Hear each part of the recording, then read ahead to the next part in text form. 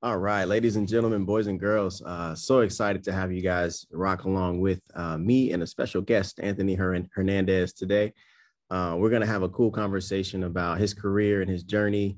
But before I pass the popcorn over to him to introduce himself, just a quick orientation about the space that you're in. We've been rocking with this community college series for probably about 2 years now, trying to highlight and bring visibility to Black and Brown, role models and heroes in the technology space and entertainment and media space and all over, just to give a sense of what it looks like to, grow up in a particular neighborhood or be in a particular situation and kind of progress through school, through early career, through mid career.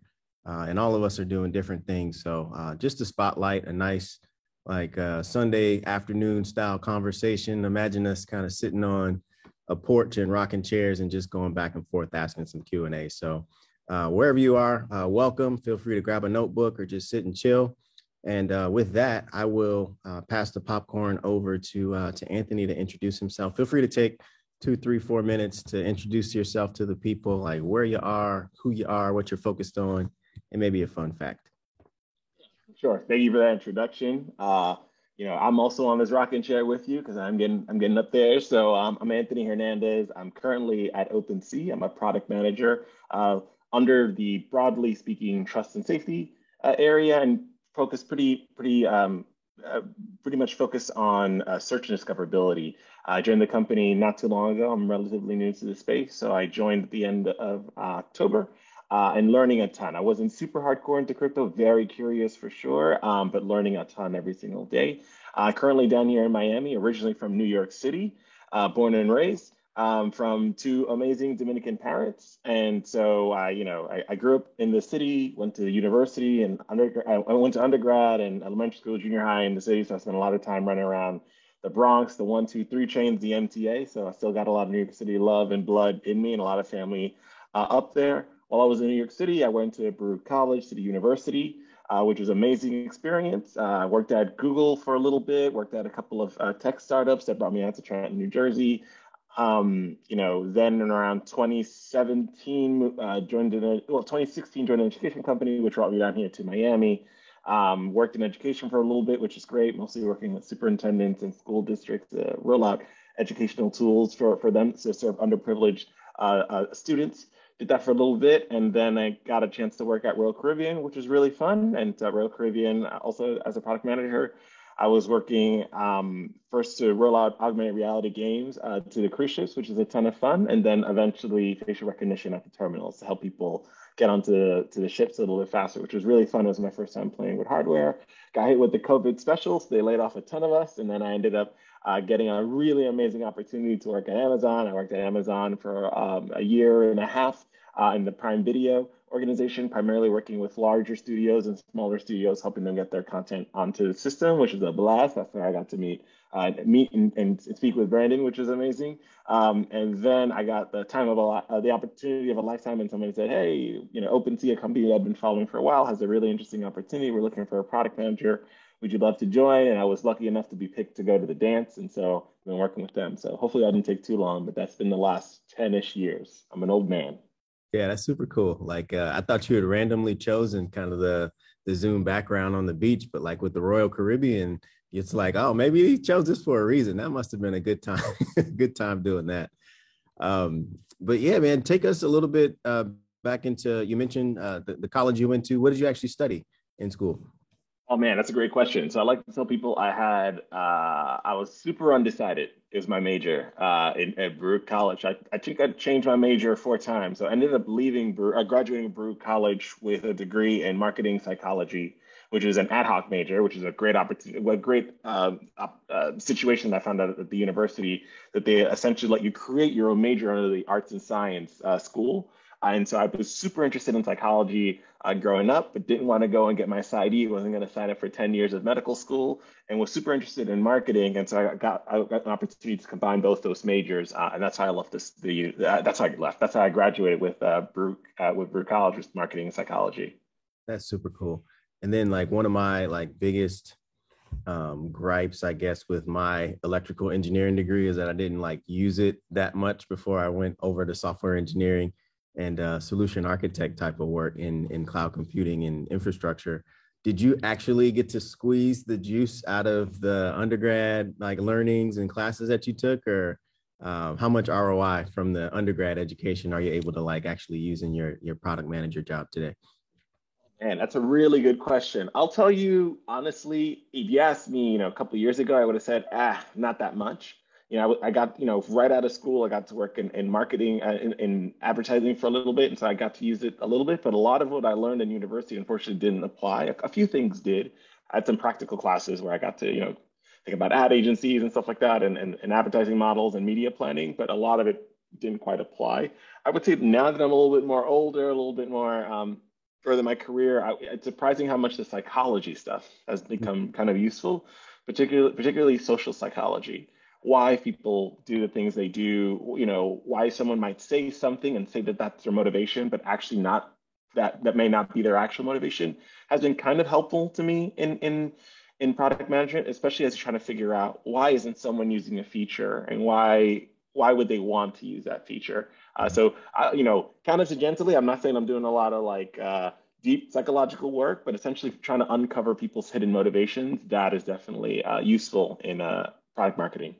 Yeah, that's super cool. I mean, product management, product marketing too, but product management is primarily focused on figuring out the features and solutions for our users and what their true problems are, and then that's been kind of helpful.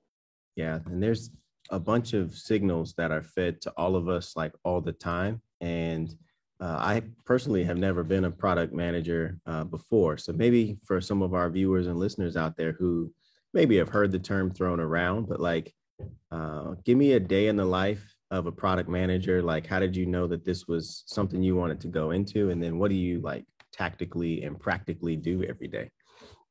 Man, a loaded question. I wish I had an elegant answer for you. I'll be very honest. I did not know I wanted to do product management, and that's mostly because I didn't really know it existed. And growing up in school and high school and even college, I really didn't understand what a product manager was until probably 2, 3 years out of college. And I was like, who's the one who's making a decision around the stuff that's getting built here, and why are we building it that way? And I was like, well, there's a product manager. I was like, a product who? What the hell does that person do?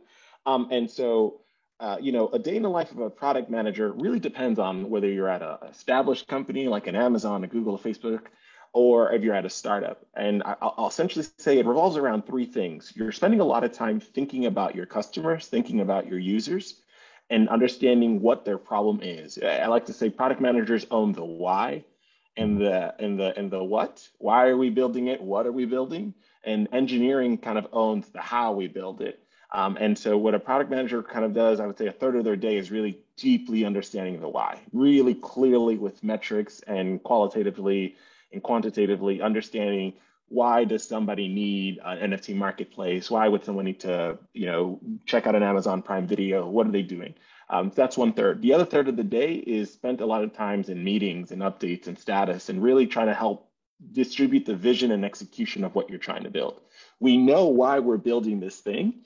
Let's make sure we're all aligned on the right way to do this, the right approaches, the right resources, and the right approach and design. So I spend a lot of time working with design folks, with data scientists, with engineers to make sure that we're tackling something the right way. And also a lot of times too, I would say, having conversations with some of these folks, right, and a little bit more nuance about, hey, we're thinking about cutting it this way or building it this way. Would that be helpful?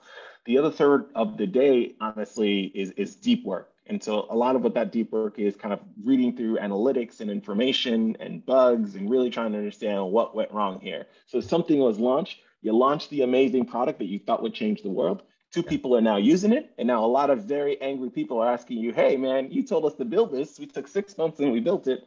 No one's using it. What's going on? So the last third is really like deep work. And it's really you trying to understand what phase one of your work looks like and then what phase two. And so one of the things you'll hear in the industry is MVPs, right? Minimum viable product. And so a lot of times you'll do in that deep work is start thinking about what are the fast follows, what are the quick additions, what are the course corrections that we need to do about the thing that we just launched, and what do the next subsequent waves look like? So it's a lot of future looking work. I'll sort of stop there, but does that answer the question and gives you some context? Yeah, it does paint a picture of like what you might spend your time thinking about, what you might actually sit in front of your laptop doing, and who the cast of characters are and like the players in this space, may be. Another question that, viewers might have is big established company like Google or Amazon, like we use those products every day. Is a product manager in that kind of company, those experiences helpful? Or do you have to like put all that knowledge down now that you're in a new kind of crypto NFT space, and it's so new that even what you knew before in the past jobs are not that helpful? Like, give people a sense of like how it is to be a product manager in the startup space in such a like hot and talked about and trending space right now. I think everybody and their mom has heard about NFTs and crypto and tokens now. Exactly, it's a really exciting space, and it's moving so quickly, and so we're glad that a lot more people are learning about it. The answer to your question is it depends, right? But the truth of it is there's some transferable skills that a product manager that are always going to be helpful. But then when you're shifting to a startup lens, you got to really pick up some new tools. So I would say there's sort of two cuts to it. When you're at those larger companies, you're really thinking about process, right? And the way I'll sort of say it is we've already built the thing and the thing is working pretty well. And it's about scaling that thing. So before we went to, and you've kind of heard the frame before, we went from 0 to 1 and now 1 to 100. And now we're going from 100 people, 100 users to 1 million users or 500,000 users. And so there, what you're really thinking about is how do I make my product scalable? How do we stamp out some of those bugs that just kind of keep reoccurring? How do we scale up our systems and infrastructure to be able to sustain 2 million, 5 million, 6 million people using it? And then how do we align? Because now it's usually at that size, at a larger company like that, there's 40 other things that are sort of being worked on at the same time. How do you get all those things to harmonize, right? How do you get all those different pushes and products and narratives to the users and changes to the product to be coherent to a user? So basically, it's not Amazon launching 50 different things all at the same time. It's, hey, we launched this in video, in Prime Video, so you could do this. And now you can create a profile. And with that profile, you can use that to sort of dive deep and create a list of all the stuff that you really like. And then you can also like the thing. So we learn a little bit more about what you like. And then you can put it as stars between 1 and 5, and we'll suggest more things to you. So it sounds like, oh man, these guys really know what they were doing. It's because a lot of product managers spend a lot of time lining up the story, lining up how those things were going to work. On the startup side, it's a little bit more immediate. At that point, you're at your 0 to 1, 1 to 100 phase. And there, as a product manager, your skills are really thinking about how do we get this thing to work right? You're really fixated on something called product market fit. Is the thing that I'm building solving the problem, right? Like the problem might be, you might be working for months and months and months on a better chair, but not realize that what the user really wants is a break, right? They don't really need the nicest chair in the world. They want is a vacation. So as a product manager at a startup, you're really trying to make sure, are we answering the right question? Are we helping the true issue that the user is having? And that's 0 to 1. And then from 1 to 100, it's really like, okay, well, 5 people are using it. That's great. But 5 people is not a business. How do we get 100 more people to use it, right? And then you got to think about what adjustments you need to make to the product so that it'll be better for more users or more problems that you didn't think about. Or for example, okay, well, now we know we don't need to build a better chair, it's a vacation. But now some of the people who are going on vacation are going with families. Yeah. Some people are going with some friends. Some people are going for the turnip. Some people are going for a wedding. Okay, well then how do we make our product serve those 5 people? So those 5 people become 50 and 50 becomes 100. So those are kind of like the different skill sets there. At the larger companies, you're really thinking about process and scale. And at the startup companies, you're really thinking about, am I answering the right problem? Am I listening to the right customers? And then what problem areas can I afford to spread out a little bit? And which ones are like, that's too far away from what we're trying to do. Those are 2 problems over there. And we're really focused on problem 1 over here. So let's double down on problem 1. Yeah, that's great. And like to double click one further into like NFT, when we're talking about people, non-fungible token, like a lot of people associate it with digital art, and like OpenSea kind of this big marketplace where lots of people kind of store these NFTs. Outside of kind of the digital art, kind of put it in the marketplace use case, like what's exciting for you to think about, like leveraging your technology, your platform, the thing that you're making as a product so many different use cases and ways that I think we as human beings can consume all this technology. But like, what's your take? What's like exciting to you about what you're working on right now? That- So that's the most fun part. That's what has me most excited around the space. So I think the easiest way to sort of think about NFTs and crypto in general is that what if money was smart? Hmm. What if contracts were smart? What if we didn't have to trust each other to do something and somebody could just do the thing that you want them to do, right? And you've been in those scenarios, and I'm going to start off in a weird place and I'm going to land in a better place, I promise. Um, one of the things that you'll kind of hear new businesses or people trying to work out when they start something is, I really want to use these guys over there, but I don't really know if they're any good. Or I really would like to, you know, um, start a business where we get 10 folks together and we all kind of agree to do something. But at the end of the day, stuff always changes and people get funny with money, right? And so with NFTs and with the promise of the blockchain, not 100% solve that problem, but they try to address that, right? Where they sort of cut a lot of the middlemen out, a lot of the banks, a lot of these institutions, and they let people sort of transact with each other one to one without 50 people in the way. And so, what I'm really excited about, let me bring it down to like a practical standpoint around NFTs, is that I'll give you a really good example. So, my family grew up in the Dominican Republic. And so my family, on my mom's side and dad's side, owned a lot of land. And in the Dominican Republic, we passed through a really dark period where we had a dictator, this guy named Trujillo. Look him up if you want some nightmares. And this guy was a bad man for all intents and purpose. And so what he did is we had a lot of land, and a lot of that land was sort of taken away. Hmm. And when later on, like, grandmother passed away and stuff like that, things like that happened. We try to figure out who owns what and where is what and what happened. And a lot of those records were destroyed and gone. And you think about, even in the US, a lot of folks trying to create generational wealth, a lot of these kind of similar scenarios happen, right? Or somebody comes in and does a little hood, a little wink thing, and all of a sudden your property is gone and disappears, and it's in this dark place where you can't kind of bring it into the light. And what I'm really excited about, especially for NFTs, is that, what happens if there was a ledger that my grandmother put the information and basically said, hey, we own these 5 plots. Here's a GPS coordination. Here's how much we paid for it. Here's the person we paid it to. Here's the date that it happened. Ah, okay, great. And, this Trujillo thing happens, this dictator happens, and he burns down all the records in the country, burns them down all over the place, right? And then 10 years later, 15 years later, 13 years later, there's no will. We all just go in a wallet and we basically, in a jewelry case, a little ledger, and basically says, hey, when I passed away, open this up. Surprise. And we all plugged that information in and said, hey, this is what you own. Ah, Yeah. but we don't have the paperwork, the deed, this, that. No, it's on a digital ledger somewhere in the world for everyone to see. It's open, it's transparent, everyone can see it. And so that's one use case that I'm really excited about for NFTs is real estate. There's a company called, I think, Propy, PROI, I think, that's started in Miami. And last year, I think Michael Arrington, the guy who was famous for co-founding or founding TechCrunch, he sold a piece of property that he had in the Ukraine through Propy, right? And now everyone in the world can look it up and see really quickly, oh, here's the item that he had and here's the thing that he sold, right? And so what I'm excited about is the NFT space bringing that level of physicality that was really stuck and kind of, behind the county clerk's office in some random office in the Dominican Republic super deep is now open to the world. So those are some interesting use cases, making it more tangible. Some use cases I think are really exciting are concert tickets and music and movies. So there's a company called Royal. Not sure if you've heard of these guys, but Nas dropped, I think it's King Disease 2, the royalties for his album Yeah. on an NFT marketplace. What does that mean? If you got an artist that you really rock with and you've been holding on forever, when you buy his or her album, Mhm. you don't make a dollar, right? You buy that album and it is what it is, right?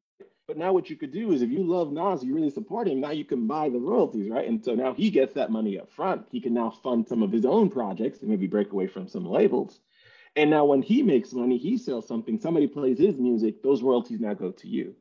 And now that's a level of economic freedom of a marketplace that was never open to us before, because a lot of these artists were stuck going to labels and A&R and a lot of these different things. And now there's this new marketplace that allows them to sort of grow and build their following with their own community. right? And so that's one example I think is really great. And I talked about concert tickets or tickets really a couple of seconds ago. Imagine a place where you say, hey, I bought the latest Beyonce album. In fact, I bought her first album many, many years ago. Oh, great. That's awesome.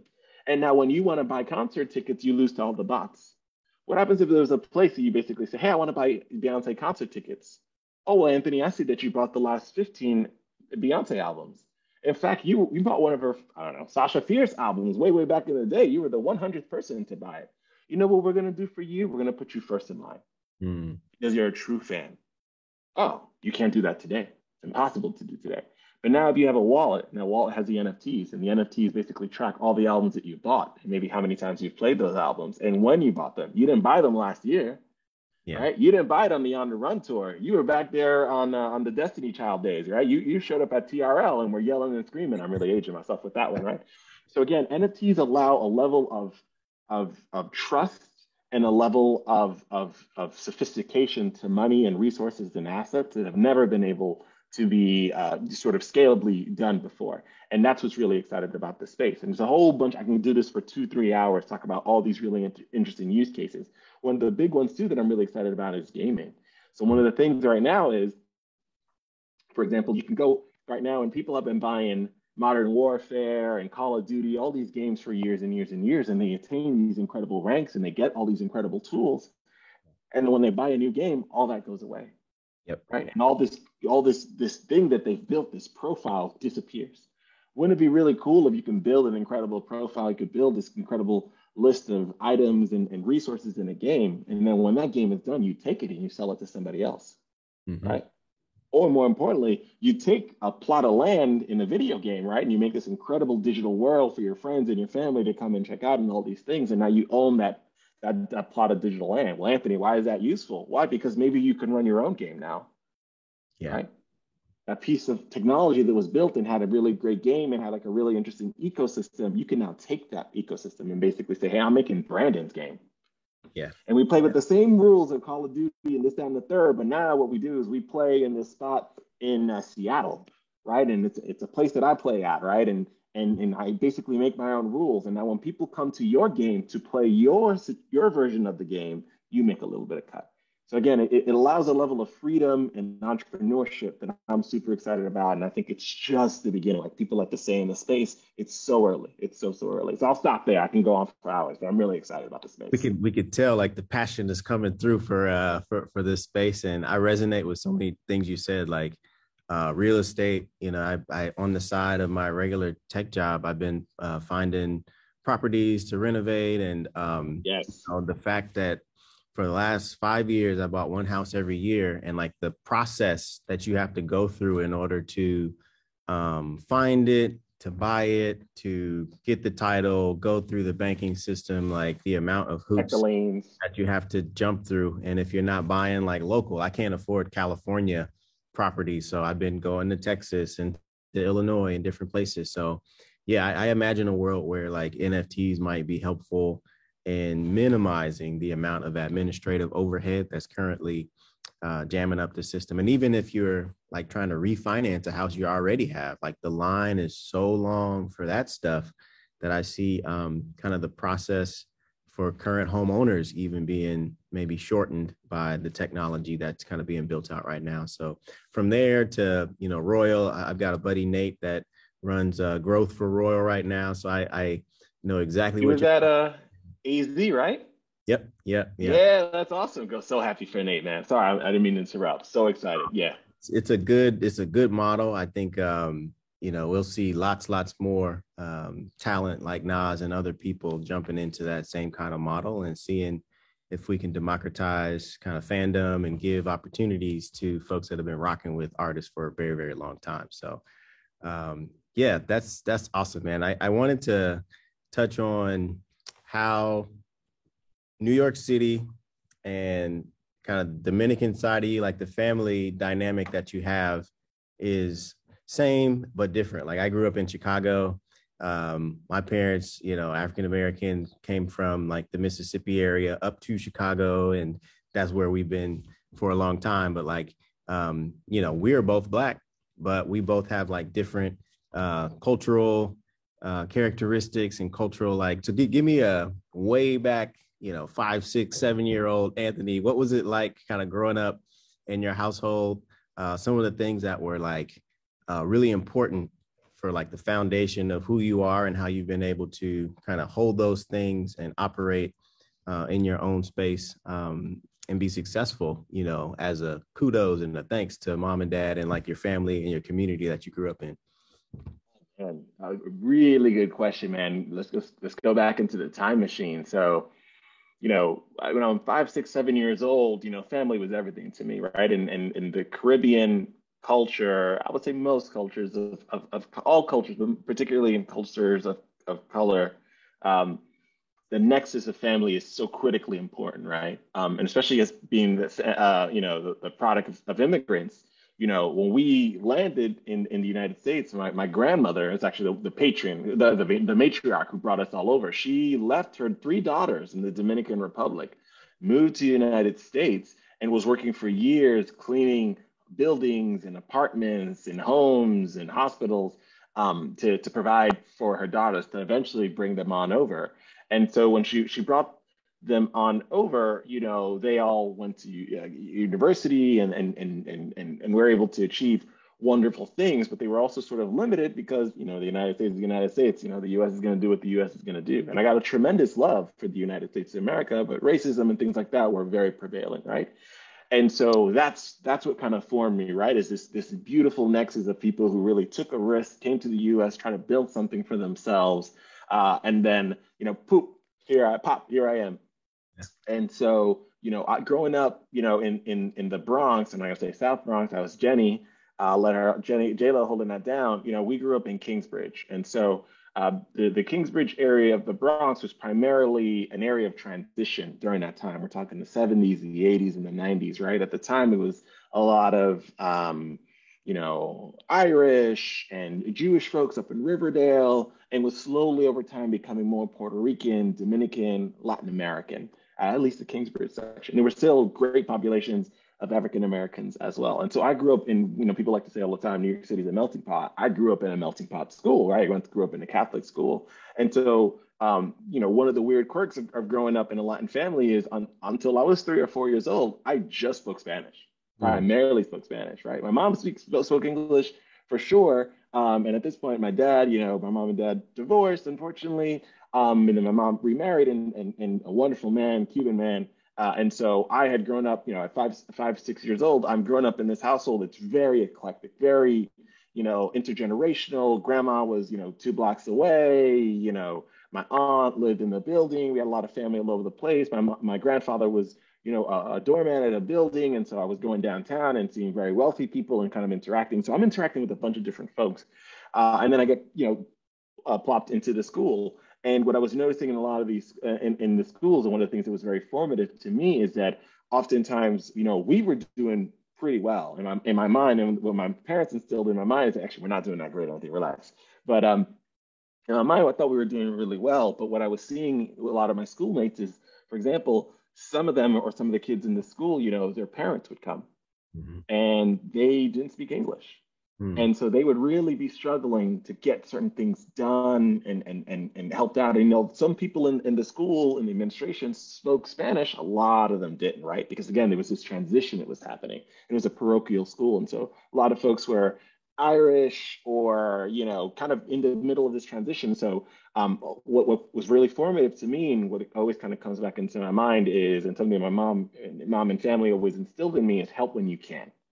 Right. And so one of the first things in my earliest memories is being 5 or 6 or 7 years old and having some parent come to the school trying to figure out where their child was, because somebody had called them and said, hey, come to the school for whatever it is. This poor mother shows up to the school trying to figure out what's going on, doesn't know what's happening, and no one kind of speaks the language. And me kind of saying, having this moment basically saying, well, I don't say anything, something's going to happen. And so playing translator, and a long wind up on this one for sure. But that was one of the things that I kind of noticed, is that we need to help each other. Sometimes you don't know how you're going to be pulled in to help someone, but whatever you have, whatever gift that you've been so blessed with, you've got to give. You have to provide, because that's the only way we're all going to make it. And so that was kind of like a really formative experience to me, kind of growing up, and it happened often and often and often. And I had two siblings too, and I was the oldest of those siblings. And so I felt also kind of growing up a tremendous pressure, right? There's you have to forgive me, but let's see, the big popular movie right now is Encanto, right? The Disney movie. Not sure if you got to listen in. One of the songs that people find um, the Pressure. most, yeah, most famous, I think, is "We Don't Talk About Bruno," right?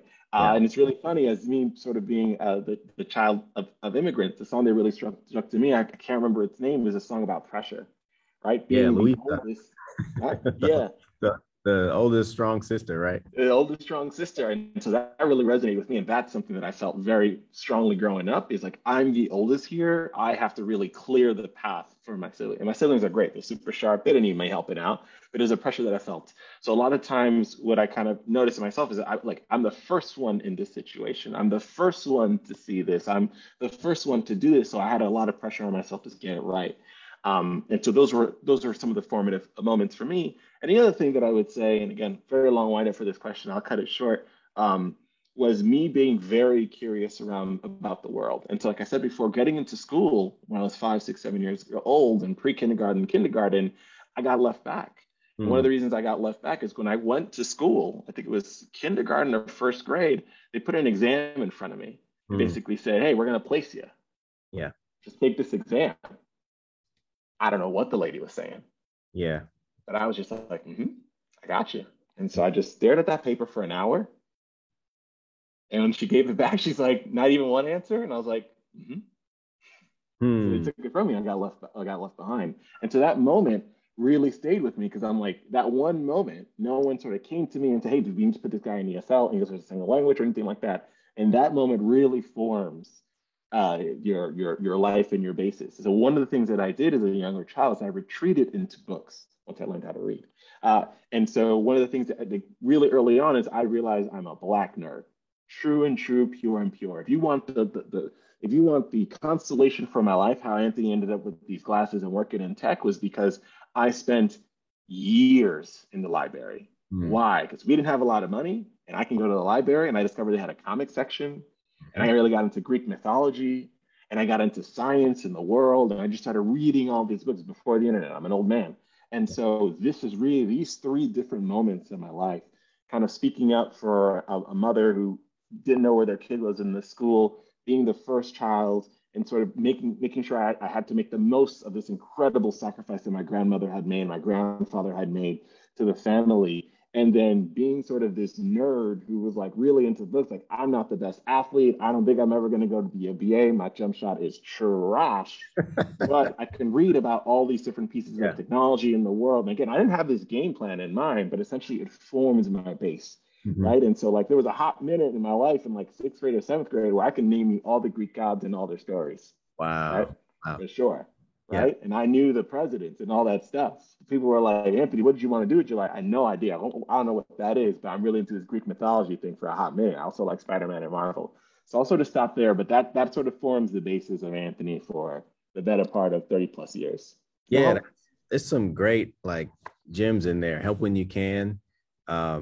Kind of advocacy that's necessary when people kind of are sitting on one side of a cultural divide, and like have the bandwidth and capacity maybe to help bridge that gap. And then just some of the references to kind of the gaming, the libraries, and like all of that stuff. I resonate with a bunch of it myself.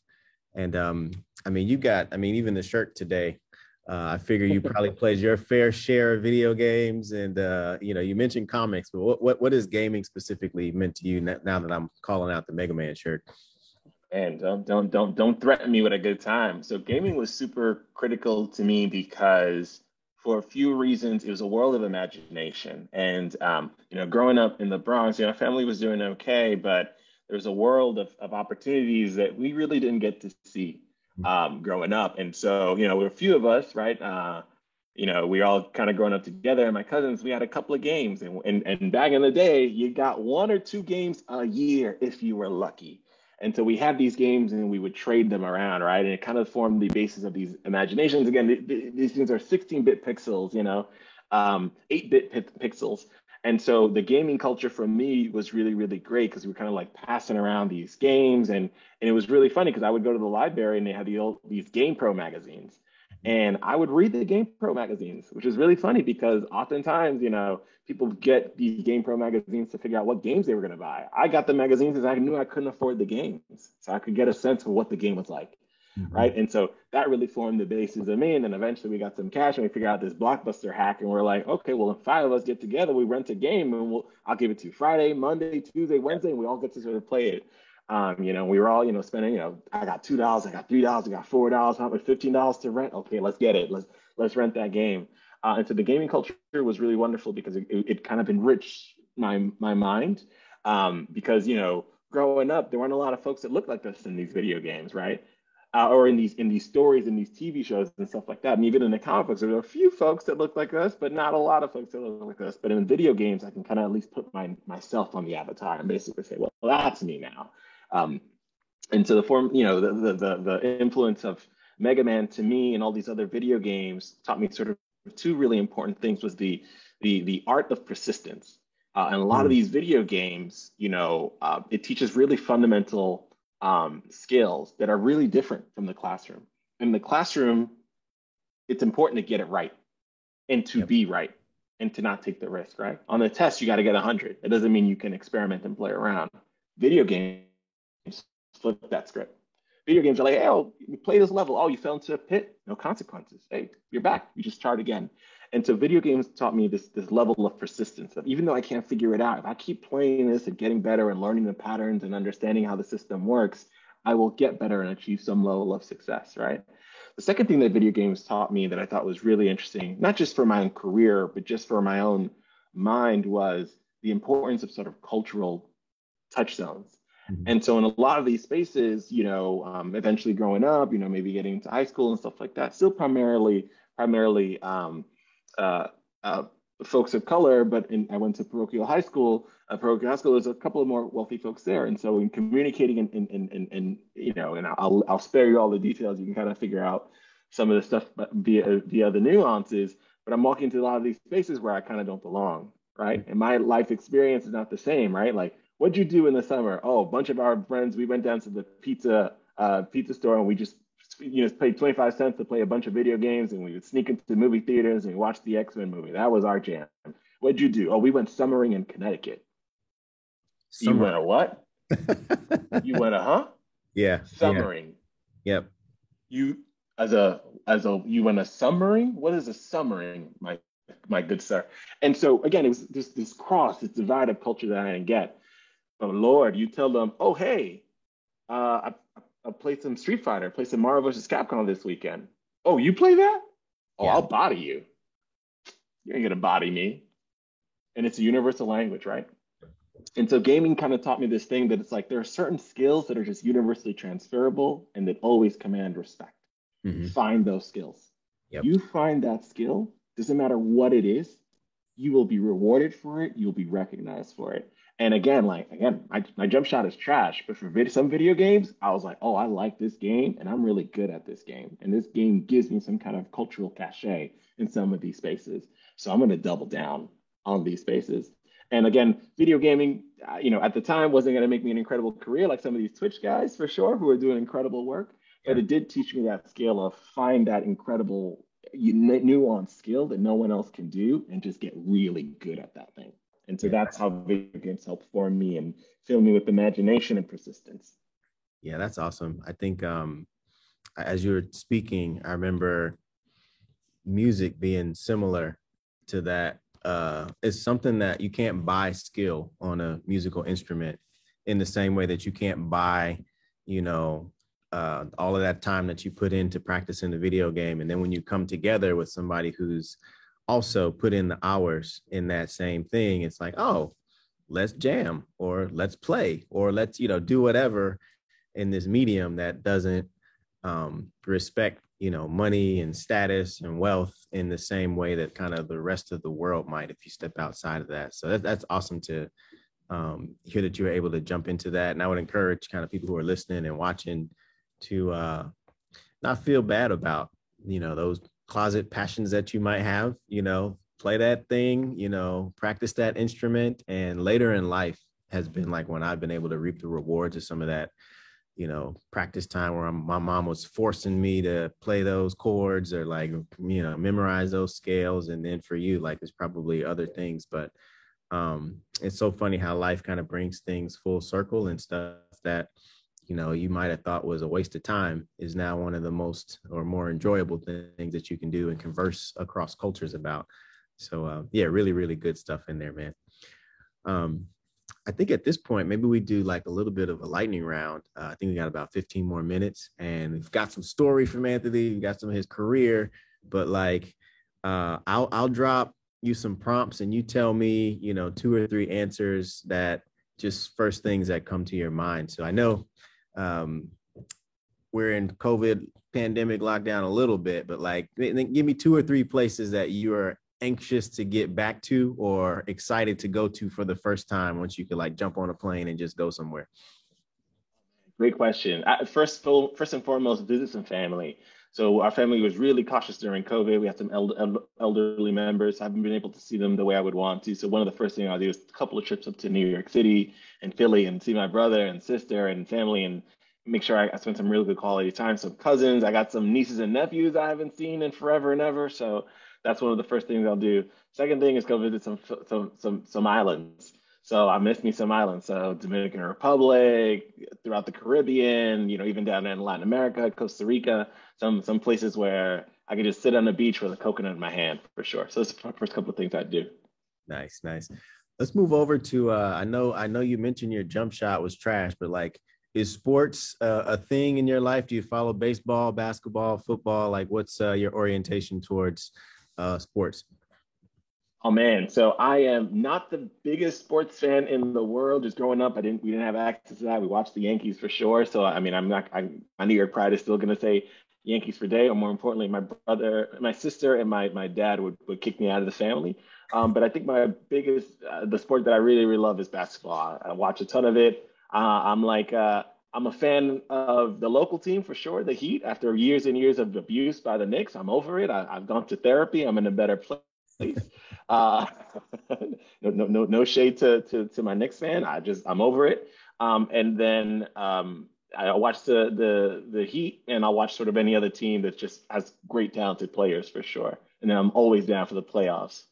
Yeah, I've been watching some pretty good basketball, but it seemed to turn up a notch later in the season. So All-Star break is coming, but later in the season, I'm sure we'll get good stuff, man. You mentioned being a bookworm and like a black nerd, so I'm gonna have to come for like a couple of favorite books and maybe a couple of favorite podcasts that you're into, either kind of all-time history or just like in the current moment. Just hit us with some book recommendations and maybe some podcasts. Oh man, so many. So books that I really love and love coming back to, generally Atomic Habits by James Clear. Fantastic book about building really good habits. Again, that theme of picking something and getting really good at that thing. Like if we are habits, then excellence is a habit. So I'm really into that, figuring out what little things I could do every single day to get better. I'm not so big on podcasts. I'm really big on YouTube. So maybe some of my time at YouTube is still rubbing off on me. But one that's kind of really nerdy that I enjoy is The Game Theorist and Film Theorist. It's this guy named Matt Pat on YouTube, and he basically goes into like these video games or comic books or TV shows, and he just finds weird little like conspiracy theories, and he just kind of expands on it. Like for example, like the physics of Spider-Man swinging on that web, how would that even work out? Or how strong would Mario have to be to sort of be able to break floating bricks in the air? And so he kind of goes into like really weird nuances. But what I love about him is it's a scientific approach, right? He tries to figure out, okay, if this thing existed, it's like a Neil deGrasse Tyson kind of vibe, right? Like if you could travel through time, how would you actually do it? Okay, well, you wouldn't be able to slingshot around the moon. So stuff like that. And then from a work perspective, 2 things that I'm reading. There's a ton of books out there, but one is Build Better Products. I forgot the author, a fantastic woman put together. And it's a bunch of different use cases from all these different companies and how they handled it. And so for me, it's like a great book of just like, I was at Spotify and wanted to figure out how to make things grow. We were at Facebook and trying to figure out how to stop, bad actors from the site from faking different things. So it's just a great little book for like how these great companies solve really tough product problems and how they launch stuff. And then on the NFT space, it's Twitter. Twitter for days. You gotta be deep with the degens on Twitter. But I'll be honest. Devin and Alex, the founders of our company, just published a lot of incredible resources on the site itself. I promise you, I'm not self-serving here, but the NFT Bible is a great space for people who are just trying to figure out the hell's an NFT and why does it matter. He put this really great piece on the site on the OpenSea.io resources where he sort of explains like the promise of NFTs and the nuances in the blog post. I thought it was really helpful. Yeah, that's awesome. Um, let's see what else I can go to in terms of lightning round. Um, music, we can hit on that. Like that's who's top, I don't know, Do top it. five, top 10. Like what have you been listening to lately? Let's just go with that question. I'm at that wonderful point in my age now where I really have stopped listening, buying new albums. I'm just listening to a lot of the old stuff. So my class is, it's Biggie, it's Jay-Z, it's Nas, a little bit of Drake, rest in peace, MF Doom, Talib Kweli, Mos Def. I know that's not his name now. I gotta remember what his yeah. Oh yeah. What is it again? Yassine Bey, I believe. Yassine Bey, okay. Yeah. So those are the guys I'm really listening to. The new school, they're not even new school anymore, but to me, they're like the new school is. It's so funny. I think I put a tweet up about it a couple of days ago. I said, the flag bearers for me for this new generation is J. Cole and Kendrick Lamar. Those boys, like the level of skill, every verse is like absolute gold. There's a lot of love and attention that's crafted into every single piece. So that's what I'm listening to. But I'm a lot more eclectic to that. So I like a lot of bossa nova, a lot of Dominican, so merengue, salsa, bachata. I'm listening to a lot of those guys growing up. So a lot of, Romeo, Prince Royce, Maluma, some reggaeton in there mixed in as well. Big fan of Major Lazer, Sawalish Fire, all those guys, Diplo.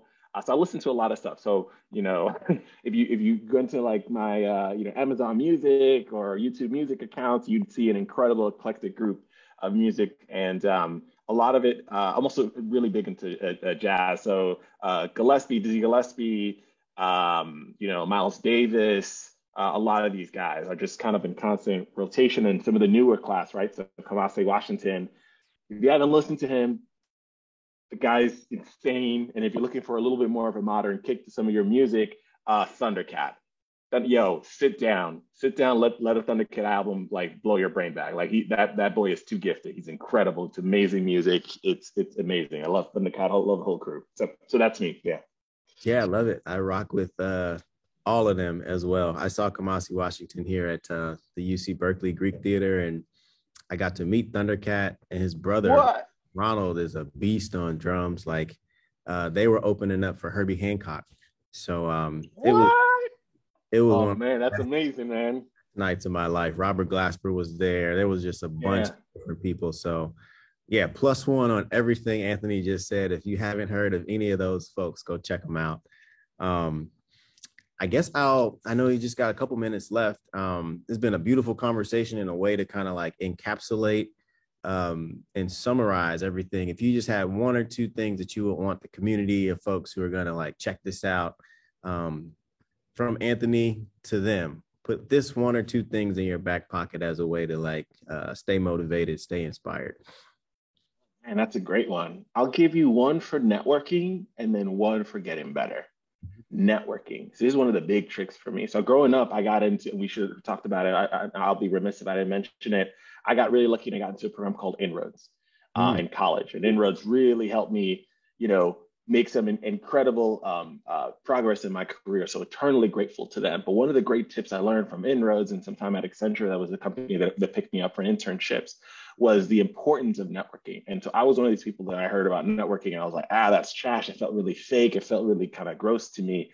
And one of the people that kind of instilled in me was you never know who's going to unlock the next big, seismic change in your brain. So the best thing you could do is keep reaching out and learning because somebody has done the thing that you're trying to do and they've seen a little bit further, so benefit from that. So one of the tips I would give for networking is human beings are relatively simple folks.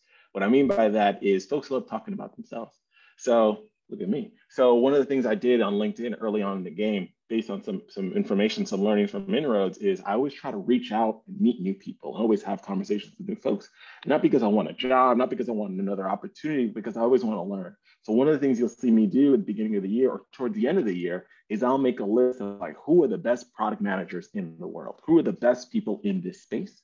And just reach out to them and just say, hey, I heard a little great things about you. How'd you get here? How'd you figure this out? How'd you do that? What's your biggest accomplishment? And just constantly learning and learning and learning and learning, and then constantly connecting.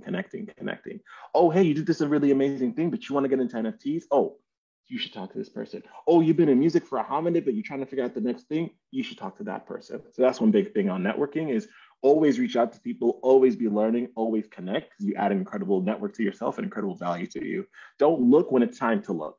Always speak and communicate. Second thing about being persistent and learning, my Mega Man lessons is that pick 2-3 skills that you want for the next level of your work or the next wave of your career or the next thing you want to be good at, and make a calendar reminder every month or every week or every day to spend 15 minutes, 1 hour, 2 hours, like compounding interest. If you spend 2-3 hours on something that you want to learn, 2-3 hours a week is nothing. 2-3 hours in a year, that's a college education. That's an education right there. So I pick 2-3 things every single year that I'm be like, this is the year I crack that. And don't get me wrong, you don't figure it all out, but you learn enough to be dangerous. And if you do those 2 things, you're networking, connecting people, and always learning a new skill, trying to get a little bit better at it. You keep doing those 2 things, you're going to figure out whatever you need to figure out for your career. Yeah, I love it. I love it. Well, on behalf of our community college community, I want to just say a thank you and a salute to everything that you're doing and have accomplished so far. The fact that you care so much about, your family, getting better in your craft and all of that is admirable. And we'll be definitely rooting for you in the years to come. I think this will, for the most part, conclude this episode of a community conversation. But maybe if you go in your Spanish bag and just for all of kind of the Latino community out there, give them a send off in Spanish as we close this show out, man. Well, first of all, of course, thank you so much for having me on this. It's really great. For folks who are kind of tuning in, feel free to reach out to me on LinkedIn. I can't get to everybody, but I'll absolutely do my best. Para mi gente que me están escuchando por la primera vez en español, yo no sé dónde tú estás en tu vida, pero cualquier cosa que tú quieres lograr en tu vida, tú lo puedes hacer. Tenga confianza, sigue pujando, y si me necesitan, la mano está aquí. Mándame un mensaje por LinkedIn, cualquier cosa, y yo te busco y te vamos a ayudar. But that's it, guys. Love for everyone. Help each other out. We're in this thing together for sure, and have confidence in yourself. You can do the thing that you want to do. You got to start believing in yourself first. Man, Black history in the making. Anthony Hernandez, ladies and gentlemen. Thanks so much, brother. We'll talk to you soon. Thank you so much, guys. Have a great one. Bye. Cheers.